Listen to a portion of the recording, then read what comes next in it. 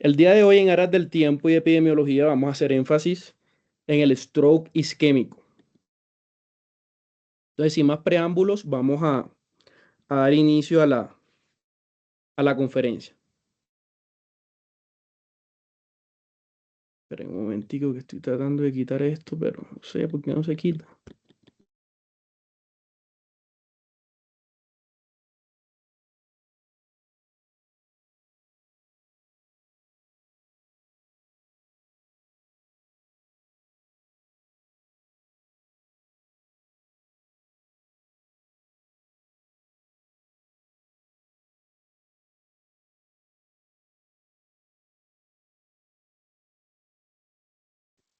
Bueno, para empezar, vamos a empezar con la definición.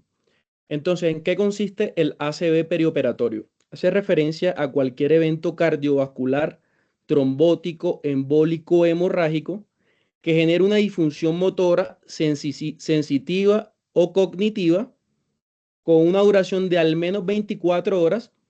Es importante aclarar que puede ocurrir durante la cirugía o en los primeros 30 días del postoperatorio. Al igual que el ACV fuera del contexto perioperatorio, el más frecuente es el stroke isquémico.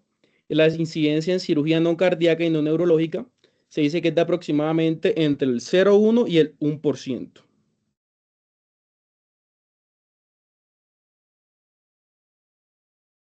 Bueno, esta tablita básicamente nos resumen cuáles son las cirugías o los procedimientos quirúrgicos que más se asocian con ACV perioperatorio.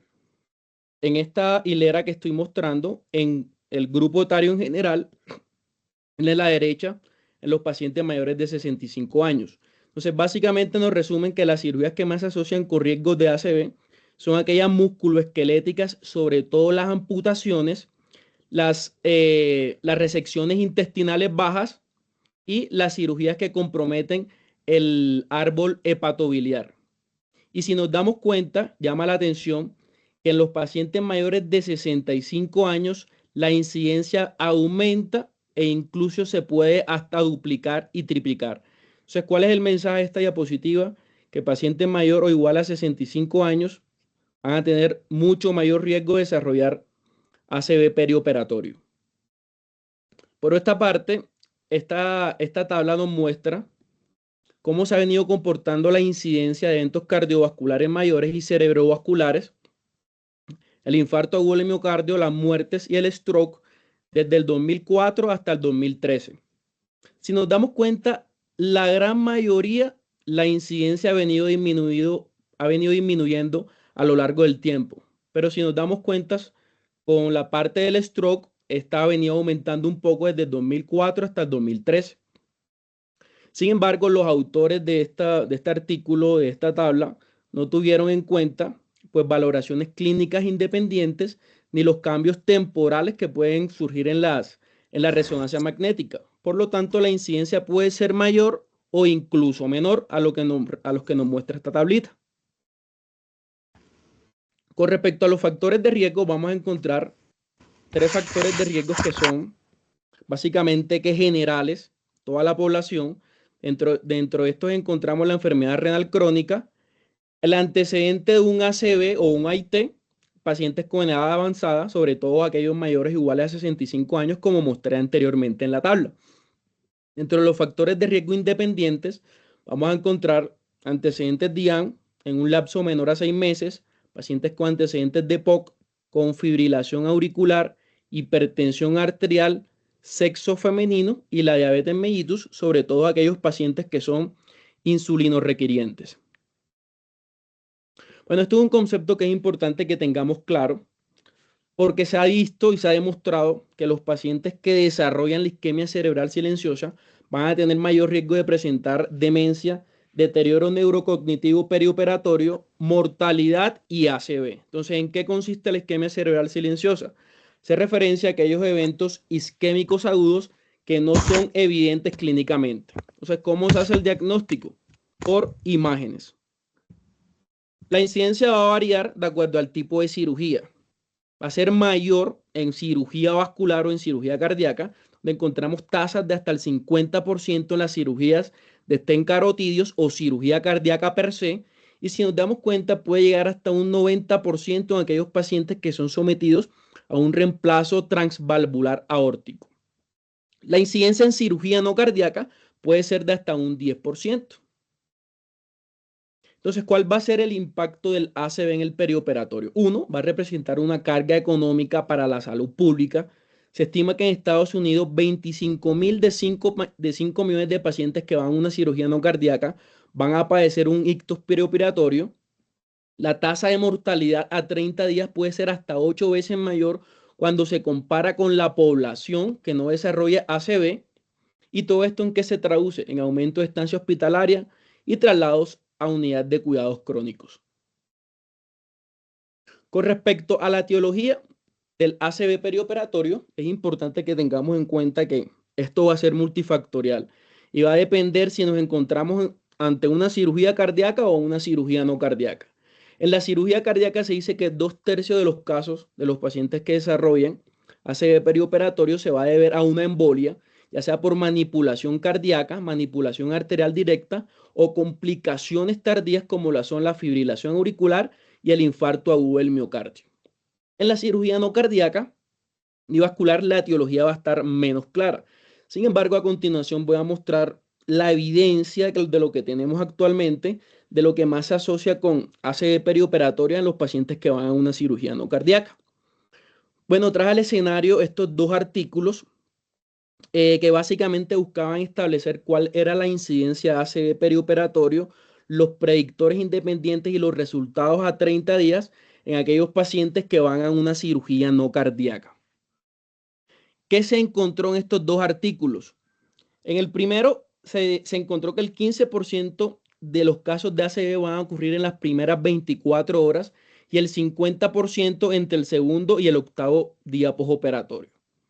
En el de abajo encontramos que el 50% de los ACVs ocurrieron dentro de las primeras 24 horas y el 93% dentro de las primeras 72 horas. Entonces, ¿cuáles fueron esos predictores que se encontraron en cirugía no cardíaca que pueden conllevar a mayor riesgo de ACV isquémico? Uno, la hipotensión. Dos, el bajo flujo. Tres, la estenosis de grandes arterias desconocidos. La hipoxia por anemia, la tromboembolia, la embolia grasa y la disfunción endotelial. Por otra parte, en el ACV, en cirugía no cardíaca, la incidencia del ACV hemorrágico representó solo el 5% de los casos y generalmente se debió a una hipertensión no controlada, al uso de los antitrombóticos o a la famosa lesión por reperfusión.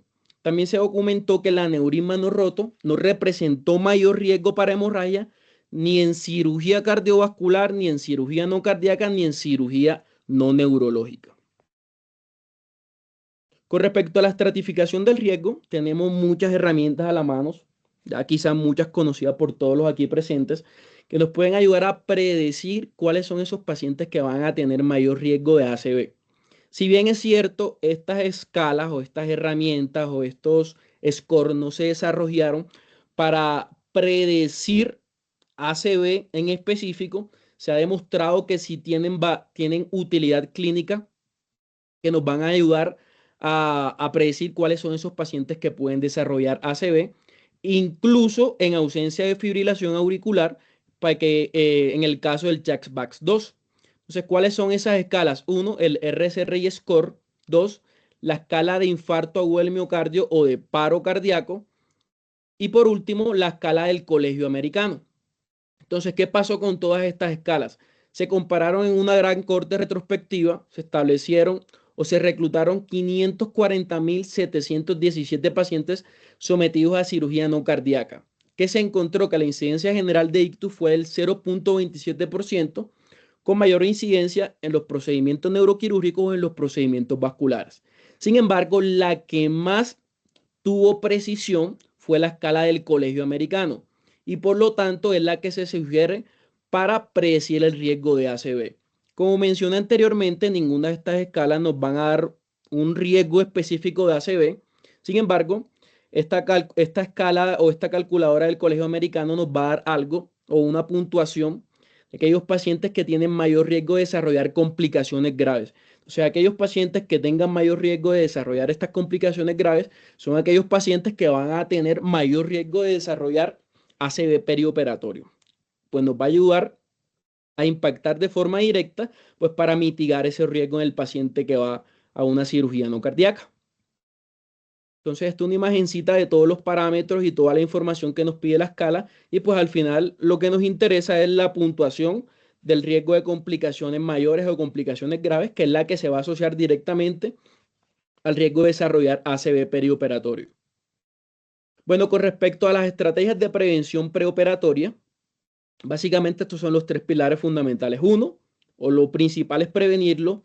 Si se presenta, detectarlo de forma rápida. Y por último, tomar decisiones de forma rápida también. Entonces, el primer punto para la prevención es el momento de la cirugía luego de que ya el paciente presentó un ACV. Entonces, importante tener en cuenta que los pacientes que ya tienen un antecedente de un ACV o de un AIT son pacientes que van a tener mucho mayor riesgo de desarrollar un nuevo episodio.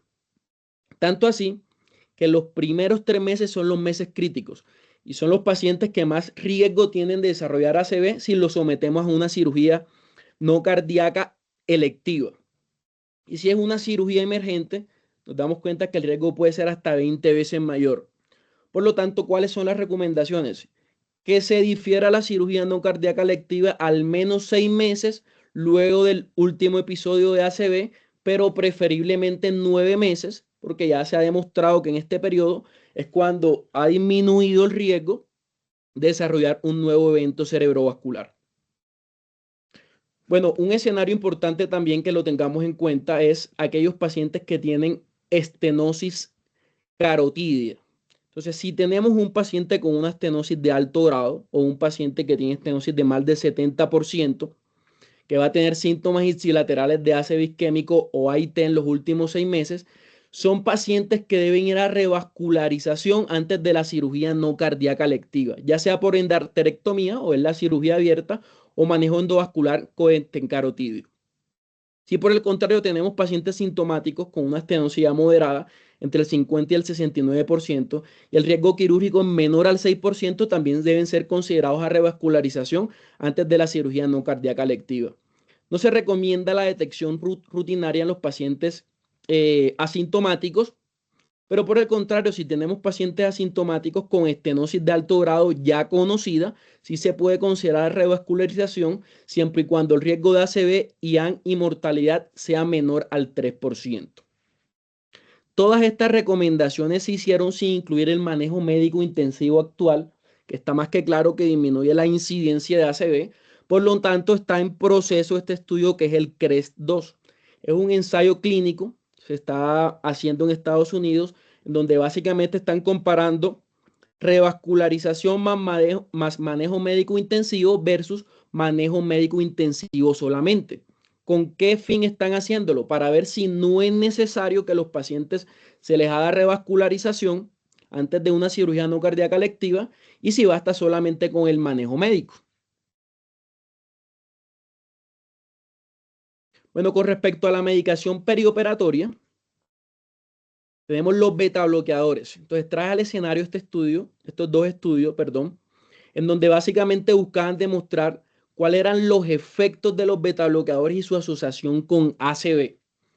Entonces, en el primer estudio, se le administró a los pacientes metoprolol de liberación prolongada a dosis de 100 miligramos 2 a 4 horas antes de la cirugía y en los 30 días posteriores, que se encontró que aquellos pacientes que se les administraban los beta bloqueadores tenían mayor tasa de mortalidad general y un riesgo duplicado de desarrollar ACV, hipotensión y bradicardia. Por lo tanto, concluyeron que los beta bloqueadores aumentan el riesgo de mortalidad y de ACV en los pacientes tratados con metoprolol durante el preoperatorio. En el estudio de abajo, ¿qué demostraron o qué encontraron? Que el aumento, que el metoprolol en comparación con estos otros beta bloqueadores también aumentó la tasa de ictus. Se relacionó con mayor hipotensión intraoperatoria y a su vez esta se asoció con mayor riesgo de ictus.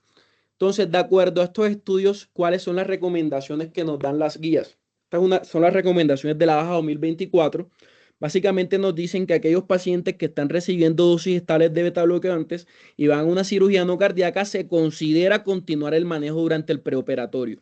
Pero si por el contrario el paciente tiene una indicación de nuevo de betabloqueador, este se debe iniciar por lo menos 7 días antes de la cirugía, no en un tiempo menor a esto.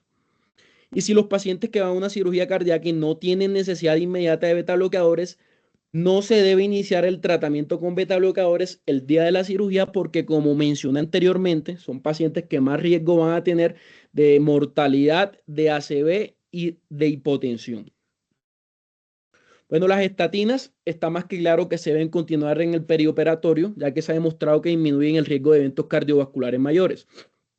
Con respecto a los antitrombóticos, bueno, aquí es importante hacer una balanza en donde se disminuye el riesgo de hemorragia y se disminuye sin aumentar el riesgo tromboembólico. Por lo tanto, siempre debemos indagar por el riesgo tromboembólico y hemorrágico de acuerdo al tipo de paciente y al tipo de procedimiento quirúrgico.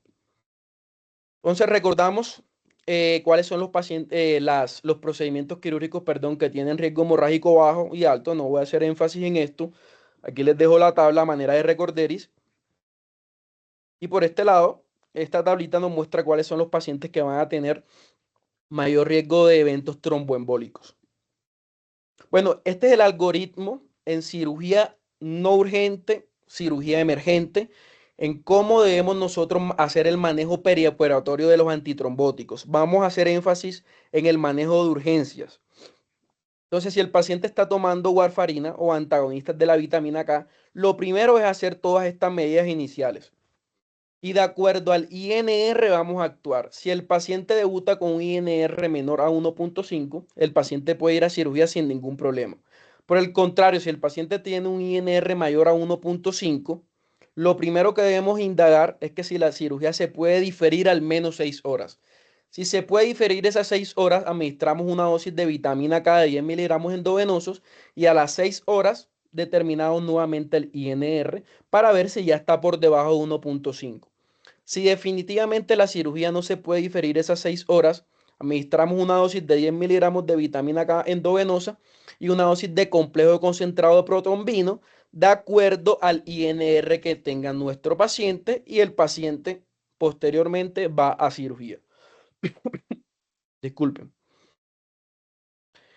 ¿Cómo vamos a actuar con respecto a los anticoagulantes orales directos? Bueno, igualmente hacer todas estas medidas iniciales y lo ideal, pero no es lo que tenemos al alcance en nuestro medio. Yo particularmente nunca lo he tenido en ninguno de los escenarios de mi rotación. Es medir los valores o los niveles plasmáticos de los anticoagulantes orales directos, ya que valores menor a 30 nanogramos por ml indica que el paciente no tiene efecto y en teoría podría ir a cirugía. Entonces, como esto no lo tenemos a la mano tan fácilmente, nos preguntamos si la cirugía es diferible o no es diferible. Si la cirugía es diferible y el paciente está tomando Dabigatran, la última dosis fue mayor a 24 horas, tiene un clearance de creatinina mayor a 50 ml minuto y un TTPA menor o igual a 1.2, el paciente puede ir a cirugía. Si el paciente está tomando Rivaroxaban, Apixaban o Endoxaban y la última dosis fue mayor a 16 horas, tiene un clearance de creatinina mayor a 30, un TP menor o igual a 1.2, el paciente puede ir a cirugía. Si no se cumplen estos criterios que vamos de mencionar, entonces vamos a actuar como el escenario de la cirugía que no es diferible. Entonces, básicamente, ¿qué debemos valorar? El uso de los agentes de reversión. En este caso, vamos a tener a la mano, disculpen, el Andecenet y el Idarucizumab. Recordemos que estas son proteínas que estructuralmente se van a parecer a los factor 10A y 2A, que es el sitio blanco de los anticoagulantes orales directos. Básicamente lo que van a hacer es que van a traer el anticoagulante y van a dejar libre al factor de coagulación endógeno o al factor de coagulación 10A o 2A respectivamente.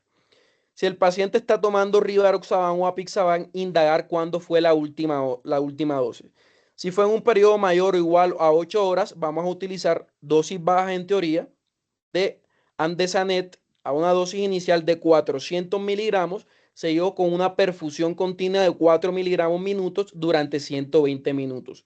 Si la última dosis fue menor a 8 horas, nos vamos a ir con dosis elevadas de 800 miligramos, seguidos de una perfusión continua de 8 miligramos minutos durante 120 minutos.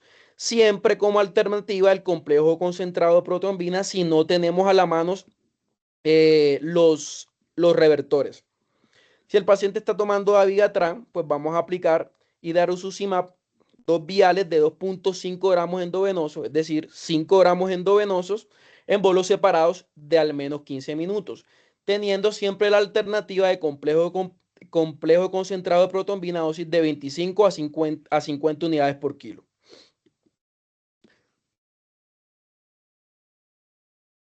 Bueno, otra herramienta que es importante que conozcamos o que recordemos más bien es la terapia puente con heparina. Recordemos que esto consiste en la sustitución de un anticoagulante oral, generalmente la warfarina, por una heparina de acción corta.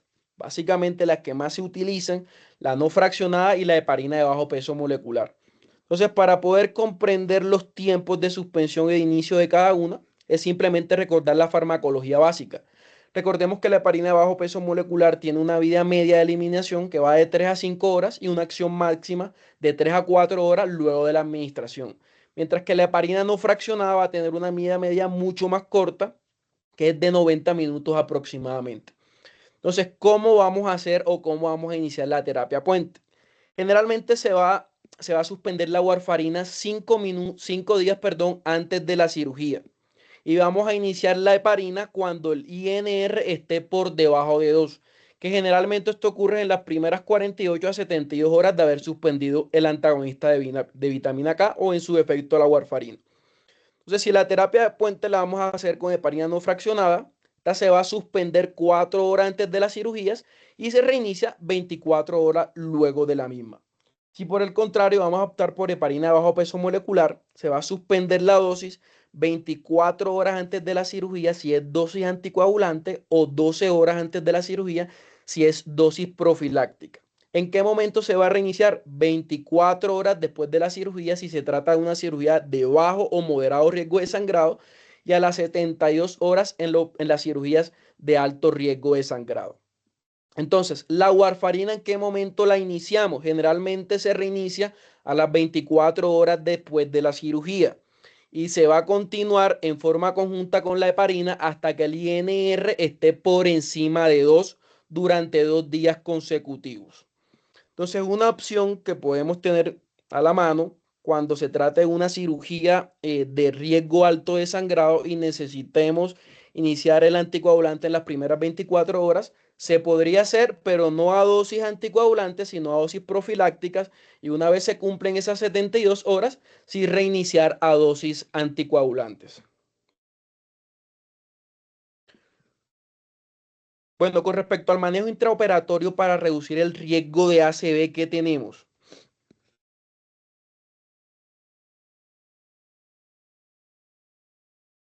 Bueno, lo primero en lo que debemos impactar y en lo que podemos impactar nosotros como anestesiólogos es en la hipotensión. Entonces traje al escenario estos dos estudios. Este fue el que mostré en la diapositiva anterior con respecto a los beta bloqueadores, en donde se demostró que aquellos pacientes que presentaban hipotensión medida como una sistólica menor a 90 milímetros de mercurio tenían 2 veces mayor riesgo de ACV con un intervalo de confianza que es estadísticamente significativo con una P que es estadísticamente significativa. Por el contrario, por este otro lado, tengo un estudio en donde también quisieron demostrar cuál era la relación de la hipotensión intraoperatoria con el riesgo de ACV en cirugía no cardíaca. Se incluyeron 359.231 pacientes. Ellos definieron hipotensión arterial de dos maneras. Uno, una media menor a 55 o una caída de la tensión arterial media del 30% con respecto a la basal. También determinaron hipotensión de corta duración cuando duraba menos de 15 minutos o de larga duración cuando duraba más de 15 minutos. Entonces, ¿qué encontraron? El 42% de los pacientes presentaron una media menor a 55 durante menos de 15 minutos y el 3% durante más de 15 minutos. Por otra parte, el 49 y el 29% respectivamente presentaron caída de la media del 30% de la basal durante menos de 15 minutos y más de 15 minutos. ¿Qué encontraron en esos pacientes que desarrollaron hipotensión? No hubo evidencia de que la hipotensión intraoperatoria se asocie con mayor riesgo de ACV temprano. Entonces, basados en estos hallazgos, ¿qué se concluye? Que la evidencia que asocia hipotensión intraoperatoria con ACV aún no es muy sólida. Entonces, recomendamos mantener una media por encima de 60 en los pacientes sanos y por encima de 70 en aquellos pacientes que tienen riesgo elevado o que tienen antecedentes de ACV. Bueno, con respecto a la transfusión sanguínea o a la anemia perioperatoria, traje al escenario estos dos estudios en donde básicamente quisieron asociar la anemia con mayor riesgo de complicaciones cardíacas, respiratorias y del sistema nervioso central. En el primero que encontraron, se incluyeron más de 575,000 pacientes. Encontraron que aquellos pacientes con anemia perioperatoria, si bien es cierto, tuvieron mayor riesgo de complicaciones cardíacas, respiratorias y mortalidad a 30 días, no tuvieron mayor riesgo de complicaciones relacionadas con el sistema nervioso central. Al igual en este otro estudio que incluyeron más de 227,000 pacientes, encontraron que la anemia se asoció con mayor riesgo de complicaciones cardíacas, respiratorias y mortalidad a 30 días, pero no encontraron asociación entre anemia y complicaciones relacionadas con el sistema nervioso central. Entonces, ¿cuáles son las recomendaciones? ¿Cuáles son los umbrales de transfusión? 8 gramos por decilitro para los pacientes que tienen riesgo elevado de ACV y 9 gramos por decilitro en aquellos pacientes que estén cursando con un evento cerebrovascular agudo, ya sea en el contexto perioperatorio o aquellos pacientes que tengan insuficiencia cerebrovascular resultante de una estenosis carotidia grave. Bueno, con respecto a la elección de la técnica anestésica, ¿qué nos dice la evidencia actual? No hay una superioridad clara entre anestesia general versus neuroaxial versus regional para prevenir el ACV. Lo que sí está claro es que debemos evitar y resolver con prontitud escenarios de hipocapnia, de hipoxia, de hiperglicemia e hipotensión, porque como ya sabemos pueden impactar de manera negativa en la regulación del flujo sanguíneo cerebral. Entonces, ¿cuáles son los principios de atención perioperatoria? Siempre mantener una media por encima de 60 o 70 de acuerdo al contexto y al tipo de paciente que tengamos, una adecuada oxigenación, pacientes en normocapnia, normotermia y pacientes en euglicemia, con el objetivo de garantizar una buena perfusión cerebral. Bueno, ahora vamos a hablar del contexto de un ACV isquémico agudo. ¿Cuáles son los 4 pilares en los que nosotros podemos impactar de manera positiva? Uno, asegurando la vía aérea y oxigenación, haciendo un buen control de las cifras tensionales, manteniendo al paciente en normotermia, normoglicemia, con el objetivo de garantizar una buena perfusión cerebral. Entonces, ¿cuáles van a ser las metas de la presión arterial? Siempre tener en cuenta el momento en el que se encuentra el paciente, porque de acuerdo al momento en el que se encuentra el paciente, vamos a definir cuáles son nuestras metas con respecto a la presión arterial. Entonces, si tenemos el paciente que llegó, no se sabe si es un ACV isquémico o si es un ACV hemorrágico, mantener una presión arterial menor a 220, 120 milímetros de mercurio. Si el paciente fue sometido a neuroimagen y se confirmó que es un ACV isquémico y el paciente se decide llevar a trombolisis, antes de la trombolisis mantener o garantizar una presión menor a 185, 110. Durante la trombolisis menor a 180, 105 y 24 horas luego de la misma menor a 180, 105.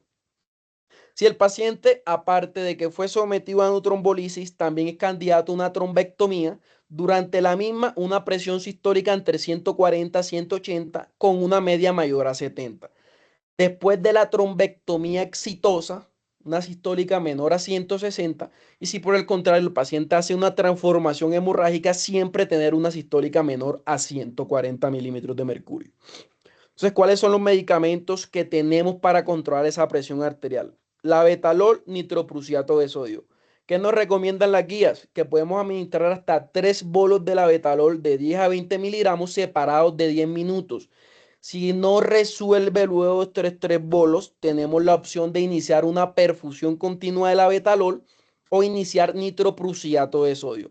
Importante tener en cuenta, si el paciente debuta con una diastólica mayor a 140, recomendable iniciar de entrada con el nitroprusiato de sodio. Y si no logramos controlar o si no logramos las metas de la presión arterial, reconsiderar siempre la trombolisis por el riesgo de transformación hemorrágica. Con respecto a las metas de oxigenación y a las otras metas que mencioné anteriormente, siempre garantizar una saturación mayor a 92%, una PO2 mayor o igual a 60 milímetros de mercurio. Siempre mantener al paciente con una PCO2 entre 35 y 45, con una temperatura entre 35 y 37 y una glucosa sérica entre 140 y 180. Bueno, con respecto a las terapias de reperfusión, siempre es importante indagar cuándo fue la última vez que al paciente se le vio totalmente asintomático. Y si el paciente se despertó con las manifestaciones clínicas de ACV, también indagar a los familiares cuándo fue la última vez que el paciente se vio bien o se vio asintomático. Entonces, ¿cuáles son las estrategias de reperfusión? Trombolisis intravenosa, intraarterial, trombectomía mecánica. ¿Cuáles son las indicaciones de la trombolisis? Si el paciente se encuentra dentro de las primeras 3 horas, la única condición es que sea mayor o igual a 18 años. Si por el contrario el paciente ya se encuentra entre las 3 y las 4.5 horas, ya encontramos un limitante de la edad que son los 80 años. Paciente que no tenga historia previa de ACV, que tenga un NICH menor o igual a 25 y un ASPECT mayor o igual a 6. Recordemos que el NICH es una escala clínica que básicamente nos dice qué tan grave está nuestro paciente posterior a un ACV isquémico, con una puntuación que va desde 0 hasta 42. ¿Por qué ponen 25 como límite superior? Porque aquellos pacientes con un NICH mayor o igual a 25 son pacientes que más riesgo van a tener de desarrollar transformación hemorrágica. Por otra parte, el ASPECT es una escala basada a partir de neuroimágenes, específicamente de TAC de cráneo simple, en donde nos va a ayudar a determinar el compromiso isquémico del territorio de la cerebral media. También tiene una puntuación que va de 0 a 10. Entre más puntos tenga nuestro paciente, es un paciente que va a estar menos comprometido. Es decir, si el paciente tiene 0 de puntuación, es un paciente con una isquemia muy extensa. Si es un paciente que tiene 7, 8, 9, es un paciente que va a tener menor compromiso. Bueno, siempre tener en cuenta las contraindicaciones por la trombolisis. Tampoco voy a abordar en esto. Traigo la imagen a manera de recorderis para que quede en la presentación. Bueno, ¿cuál es el pilar o el tratamiento de elección para la trombolisis? El alteplase o activador tisular del plaminógeno a una dosis de 0.9 miligramos por kilo, en donde el 10% se administra en el primer minuto y el resto en 1 hora, sin sobrepasar los máximos 90 miligramos como tope de dosis. Con respecto a la trombectomía, ¿qué tenemos? Entonces, si el paciente ya le hicimos trombolisis aparte es candidato a una trombectomía, el paciente debe pasar directamente a sala de hemodinamia para ver si se le va a realizar la trombectomía. Entonces, ¿cuáles son las indicaciones? Las indicaciones se basan en 2 estudios grandes que fueron el DAWN y el DEFUSE 3. Básicamente estos dos estudios fueron los que ampliaron la ventana terapéutica hasta 24 horas para que el paciente pueda ser llevado a una trombectomía. Entonces, ¿cuál es el resumen de esos criterios DAWN o esos criterios DEFUSE 3? Que el paciente tenga un NICH mayor o igual a 6 con un ranking previo de 0 a 1. El ranking es una escala de discapacidad funcional posterior a un ACV. Entonces va con una puntuación de 0 a 6, siendo 0 aquel paciente que no tiene síntomas, que no tiene discapacidad o dependencia funcional, y siendo 1 aquel paciente que tiene síntomas leves, pero que no le generan discapacidad ni dependencia funcional. Otro de los criterios DAN o de FIUM 3 es el compromiso vascular. O sea, ellos nos dicen cuáles son esos pacientes que se benefician de trombectomía. Pacientes que tengan compromiso anterior o compromiso proximal, es decir, a nivel de la carótida interna o a nivel de la porción M1 de la cerebral media. Con respecto a las imágenes que debemos tener en cuenta, un ASPECT mayor o igual a 6, ya sabemos que es esa escala de Aspect, que tenga amplia área de penumbra isquémica y que tenga un core isquémico pequeño. El core isquémico es esa área que ya está infartada y que está negrosada. Entonces nos dicen que esa área debe tener un volumen menor a 70 ml para que sea un paciente que pueda ser candidato a una trombectomía mecánica. También tener en cuenta las contraindicaciones absolutas, las contraindicaciones relativas. No voy a leerlas una por una, pues porque se nos va el tiempo. Entonces, ¿cuál va a ser el papel de nosotros como anestesiólogo en el paciente que va a una trombectomía? Lo primero es hacer un interrogatorio dirigido en busca de comorbilidades asociadas, alergias, sobre todo al medio de contraste o a la protamina. Siempre valorar el compromiso de vía aérea y predictores de vía aérea difícil. Valorar la estabilidad hemodinámica, qué tan comprometido está el territorio de la cerebral media. Valorar el déficit neurológico y la capacidad de que el paciente pueda tolerar el decúbito supino.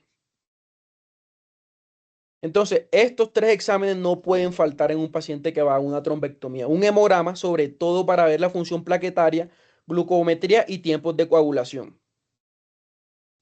Entonces, estas escalas, que son las que ya mencioné, el Glasgow, el Niche, el Rankin, el TOST, para valorar si es de origen aterotrombótico, embólico, lacunar o idiopático. Entonces, con respecto a la técnica anestésica, ¿qué tenemos de evidencia al comparar anestesia general versus sedación más anestesia local? Entonces, traigo al escenario estos tres estudios en donde básicamente quisieron valorar los resultados funcionales y las tasas de recanalización exitosa cuando comparaban anestesia general versus sedación consciente más anestesia local. ¿Qué encontraron? Que aquellos pacientes que se les daba anestesia general presentaban peores desenlaces o resultados funcionales neurológicos. Pero ¿qué pasó con esos tres estudios? Que los pacientes que se le daba anestesia general eran los pacientes que más enfermos estaban. Es decir, que tenían compromiso cerebral más extenso, tenían un peor estado neurológico, requerimiento de vasoactivos y pacientes con mayor número de comorbilidades. Por lo tanto, determinaron o se encontró que a los pacientes con anestesia general les iba peor que a los que se les daba anestesia con sedación consciente más anestesia local. Entonces, con respecto a esos hallazgos, están estos tres ensayos clínicos que son los padres que comparan anestesia general versus sedación consciente más anestesia local para una trombectomía. Entonces, aquí ya las cosas fueron más parejas. Escogieron pacientes y estandarizaron el niche, es decir, que fueran similar en los pacientes que se escogieron y que encontraron que cuando se garantizaban y se estandarizaban los parámetros de neuroprotección, no había diferencias significativas con respecto a mortalidad, recanalización exitosa y desenlaces funcionales a 30 días con anestesia general y con anestesia con sedación consciente más anestesia local. Entonces, estos fueron los hallazgos. Entonces, básicamente, ¿qué es la recomendación?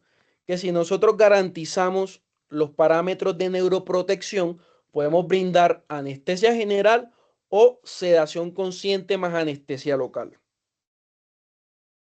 Bueno, este es un estudio que fue publicado en marzo de este año, en donde también quisieron comparar anestesia general más sedación consciente y determinar los resultados funcionales a 90 días y las tasas de recanalización exitosa. ¿Qué encontraron? Que la tasa de recanalización exitosa fue superior en anestesia general, pero comparable con la anestesia local más la sedación consciente. Sin embargo, encontraron que aquellos pacientes que se les daba sedación más local tenían mejor relación riesgo-beneficio y mejores resultados funcionales a 90 días. Entonces, ¿cuáles son las ventajas y las desventajas de una técnica anestésica y la otra? Con anestesia general, obviamente, el paciente va a estar inmóvil, va a evitar las posibles lesiones y va a facilitar la recanalización. Vamos enseguida a asegurar la vía aérea, controlamos la ventilación y va a ser mucho más cómodo para el paciente. ¿Cuáles son las desventajas? Que van a tener mayores cambios hemodinámicos, puede tener un retraso potencial en el inicio del procedimiento y puede generar temblor posanestésico. Con respecto a la sedación, menor tiempo para el inicio del procedimiento como ventaja, posibilidad de evaluar un estadio neurológico más rápido, que muchas veces eso es lo que nosotros queremos, y menores cambios hemodinámicos. Las desventajas, pues el paciente se va a mover, puede que no tengamos una recanalización exitosa, una vía aérea desprotegida, y básicamente podemos tener que ventilar e intubar al paciente de forma rápida. El paciente puede broncoaspirar, puede tener hipercapnia o hipocapnia, y ya sabemos los efectos de esto a nivel de la vasculatura cerebral. Y el estado neurológico se puede durar durante el procedimiento, y esto nos va a llevar a, ¿qué?, a una intubación orotraqueal emergente, que puede ocurrir hasta en el 11% de los casos. Entonces, ¿cuáles son las indicaciones puntuales de una anestesia general para trombectomía? Entonces, encontramos aquel paciente que tenga un NICH mayor a 15 o un Glasgow menor a 9, que el paciente que ingrese agitado, con afasia, que no coopere, que tenga náuseas, vómitos o que tenga tos. Y cuando el paciente tiene compromiso de circulación posterior, porque es un paciente que va a tener un deterioro neurológico más rápido, más agudo, y es un paciente que tiene riesgo de náuseas, vómitos y de broncoaspiración. Consideraciones intraoperatorias. Bueno, monitoría asa básica y garantizar siempre una línea arterial. ¿Por qué resalto lo de la línea arterial? Porque no nos debe retrasar el procedimiento. Si el paciente ya tiene un acceso arterial que le tomaron para la trombolisis o para la trombectomía, perdón, podemos contar con ese acceso. Bueno, con respecto al tipo de anestesia, ya sabemos que no hay ventajas o superioridad entre una técnica y la otra. Podemos utilizar TIA, podemos utilizar balanceada, siempre y cuando garanticemos los parámetros de neuroprotección. Las metas hemodinámicas que ya mencioné anteriormente, mantener al paciente euvolémico, vasoactivos siempre disponibles, las metas de la presión arterial de acuerdo al momento de la trombolisis o de la trombectomía. Y por último, garantizar siempre los parámetros de neuroprotección. Bueno, con respecto a las consideraciones postoperatorias, siempre titulares del monte anestésico para hacer una rápida evaluación neurológica. Si el paciente lo intubamos también, lo más importante es hacer una evaluación y un seguimiento neurológico rápido, y se ha demostrado que aquellos pacientes que van a una UCI neurológica van a tener mejores desenlaces funcionales y neurológicos. Mantener al paciente en decúbito supino durante al menos 6 horas para evitar el riesgo de hematomas inguinales. Con respecto a las complicaciones, sangrado intracerebral es lo más frecuente, se presenta en el 8% de los casos, y generalmente ocurre cuando hay un intervalo largo entre la aparición de los síntomas y se someta a un tratamiento. Cuando tenemos una isquemia de mayor grado, de ser un aspect menor o igual a 6, si el paciente venía anticoagulado con heparina, siempre tener a la mano protramina, crioprecipitado o ácido tranexámico, y entre otras complicaciones, la embolización distal, el angiodema, la anafilaxia, el hematoma inguinal y la isquemia de extremidad. Complicaciones si nos decantamos por una anestesia con sedación más local, que tengamos que intubarlo de manera emergente. Recordemos que puede ocurrir hasta en el 11% de los casos, que el paciente vomite, no broncoaspire, que se pierdan los reflejos protectores de la vía aérea o que incluso el paciente convulsione. Y bueno, para llevar a casa el tiempo de cerebro, siempre tener o guiarnos por los protocolos de manejo oportuno para lograr una rápida reperfusión, garantizar siempre una neuroprotección sin importar la técnica anestésica. Recordemos que si garantizamos esto, no hay diferencias entre anestesia general versus sedación consciente más anestesia local. Siempre evitar la hipotensión para mantener una adecuada perfusión cerebral, y garantizar siempre una rápida evaluación neurológica, ya sea que optemos por anestesia general o que optemos por sedación consciente más anestesia local. Y bueno, esto era todo lo que tenía para el día de hoy. No sé si hay dudas, preguntas, comentarios, aportes.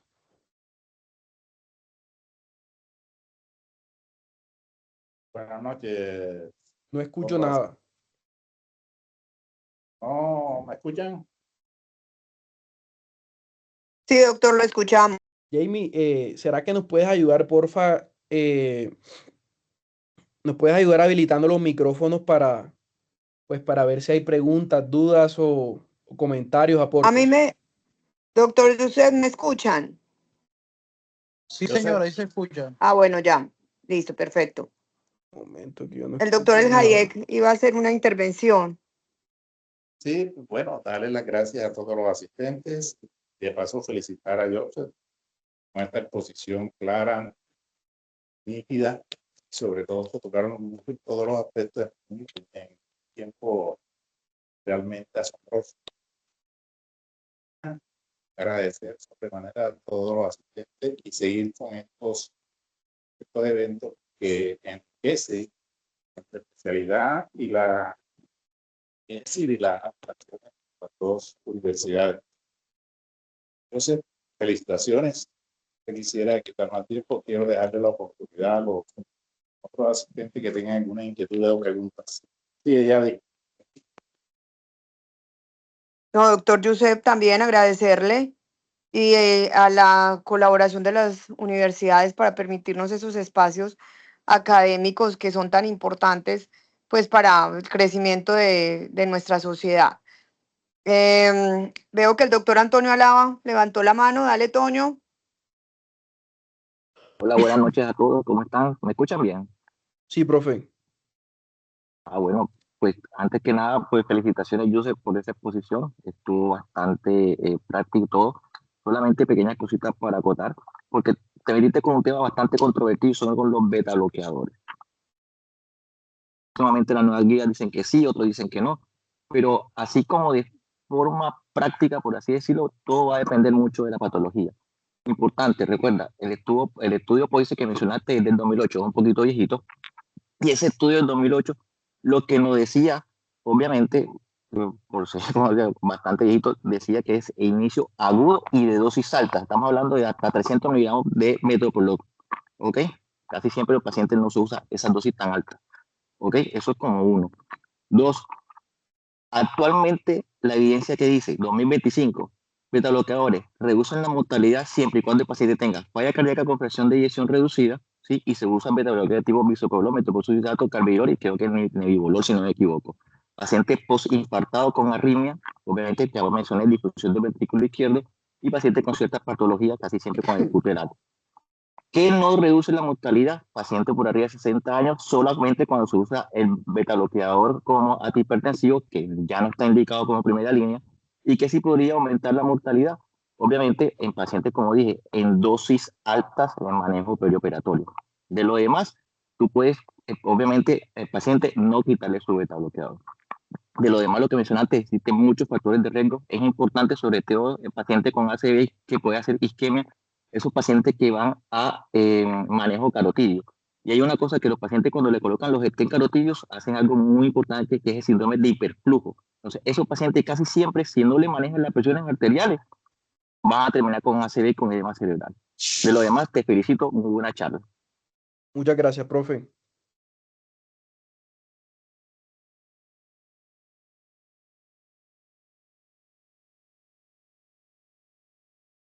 ¿Alguien más que tenga preguntas? Sí, yo quiero hacer un aporte, yo levanté la mano. Doctor Yusef, le habla a Sebastián Merlano. Profe, mucho gusto. Primero, felicitarte por la charla, revisaste ampliamente el tema, pero yo me excuso porque entré tarde, pero alcancé a ver una diapositiva que colocaste donde pusiste que en los pacientes que son llevados a reemplazo valvular aórtico transcatéter, la incidencia de ACV era del 90%. No, la incidencia de isquemia cerebral silenciosa, profe. Sí, sí, por eso. Perfecto. De ACV, de isquemia, el nombre que le quieras poner. Pero entonces, mira, te voy a explicar más o menos la experiencia de nosotros. Claro que sí. Nosotros somos un grupo que llevamos más o menos 200 casos. Hacemos más o menos unos 30 casos al año, que eso nos da más o menos un caso semanal. Eso para una población de 350,000 habitantes es un grupo sólido. El ACV y cualquier trastorno neurológico en estos pacientes se ve solamente en el 2 al 4%. Y el 25% de los pacientes que sufren algún evento neurológico en un procedimiento de estos se muere, ¿de acuerdo? O sea que la mortalidad es alta. y estos eventos se producen en las primeras 48 horas. Entonces, fíjate que esta es una técnica que se diseñó primero para los pacientes con estenosis aórtica, que tienen una particularidad, y es que el aparato valvular está calcificado. Entonces, todos estos dispositivos están diseñados para anclarse en el calcio y atrapan el calcio. En algunos pacientes que tienen no solamente el aparato valvular, sino la aorta ascendente calcificada, se pueden desprender estas placas que son las que producen en un bajo porcentaje los eventos neurológicos, ¿de acuerdo? Con una alta mortalidad. Entonces, la técnica ha evolucionado tanto que ya no solamente se utiliza para los pacientes con estenosis, sino para los pacientes con insuficiencia sin dilatación de la aorta ascendente. Ya se han diseñado unas prótesis valvulares de mayor diámetro que permiten hacer esto. Pero no me voy a extender, pero te voy a decir varias cositas. Uno, la técnica empezó con anestesia general porque los grupos no tenían la pericia, y lo que tú dices es muy cierto cuando se colocan prótesis en carótida o en aorta. Si el paciente se mueve, hay una alta probabilidad de que la prótesis quede mal puesta, ¿ya? Y esa es una complicación gravísima. Entonces ya los grupos han cogido experiencia, y incluso nosotros ya estamos haciendo solo con sedación la colocación de las válvulas. Se colapsa al paciente con sedación, se coloca la válvula, se libera y se vuelve a retornar al paciente a una hemodinamia normal. Incluso ya hay en la literatura, esto para que lo cojan como anécdota, y yo creo que mi recomendación es que no lo hagan en la práctica médica. Hay grupos a nivel internacional que ya están haciendo las TAVI con una técnica que ellos llaman minimalista. Y minimalista significa que no tienen el concurso del anestesiólogo. Entonces lo hacen sin sedación, solo con anestesia local, no colocan marcapasos, sino que marcapasean al paciente con la guía extrasoporte que colocan para colocar la válvula, y al paciente lo mandan a las 8 horas para la casa. ¿De acuerdo? A mí me parece eso una cosa muy tremendista, pero eso ya lo están haciendo. Sin anestesiólogo, sin sedación, solo con anestesia local y sin marcapaso. ¿Eh? Incluso tienen unas enfermeras que mandan a la casa después de la colocación de la válvula para monitorizar los pacientes. Eso ya me parece tremendista, pero ya eso tú lo puedes encontrar hoy en la literatura de escrito. Entonces, bueno, yo quería aclarar eso, que no es el 90% de eventos neurológicos, sino de un 2 a un 4% se presenta en las primeras 48 horas, y la mortalidad es del 25%. Josep, muchas felicitaciones, que tengas buena noche. Muchas gracias, profe. Gracias por el aporte y por la aclaración. Muy buena la aclaración. ¿Alguien más tiene preguntas?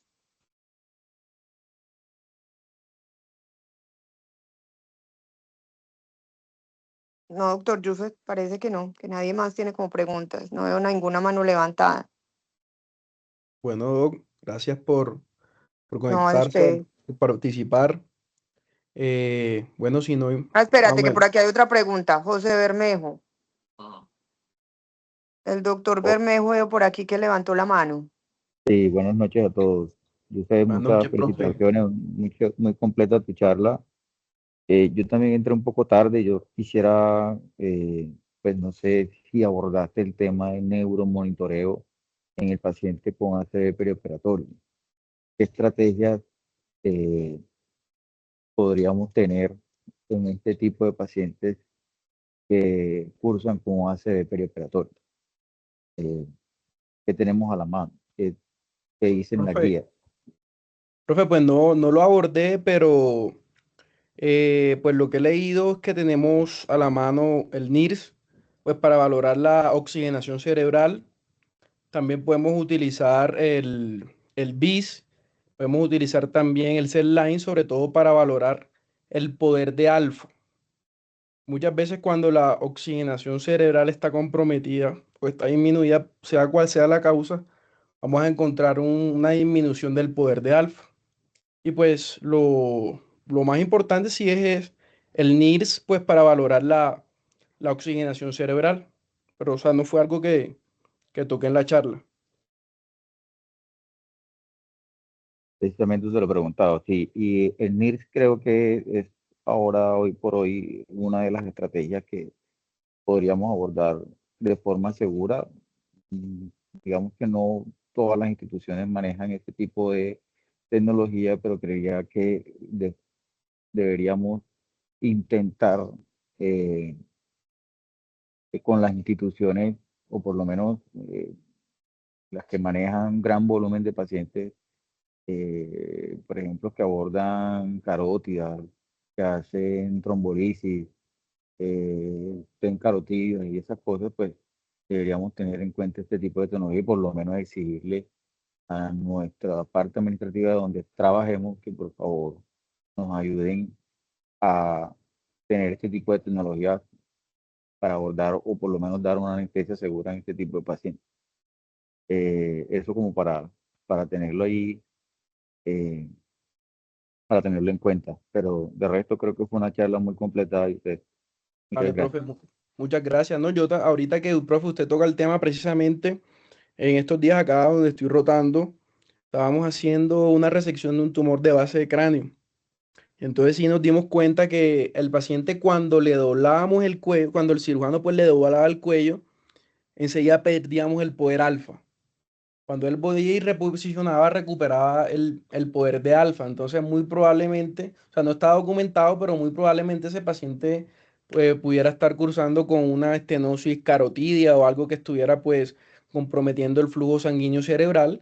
Y pues también, como es más común que encontremos el line o un BIS que un NIRS, pues también como para tenerlo en cuenta que eso nos puede guiar a pensar en que pues hay compromiso de la circulación o de la oxigenación cerebral. De acuerdo, ¿no? Y el NIRS, teniendo en cuenta pues unos parámetros basales que él no puede dar, uno siempre pues al inicio de la cirugía o previo al procedimiento uno tiene unos NIRS basales y uno se va guiando.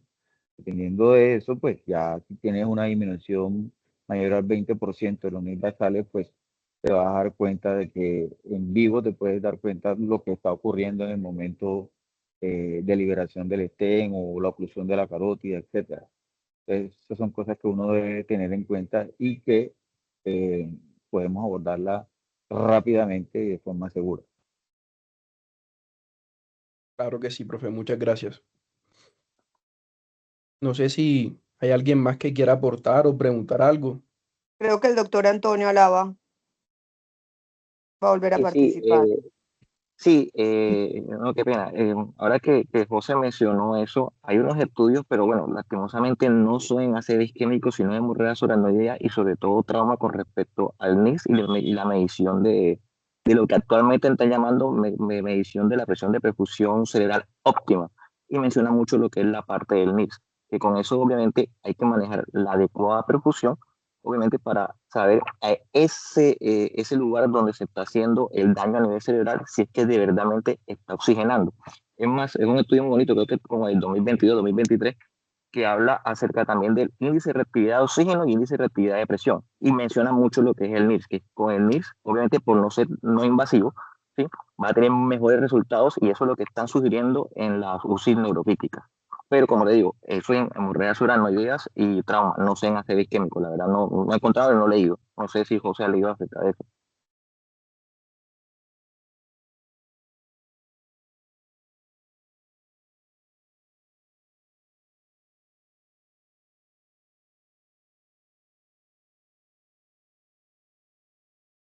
Si no hay adicional, gracias a todos los participantes. Queremos seguir haciendo esta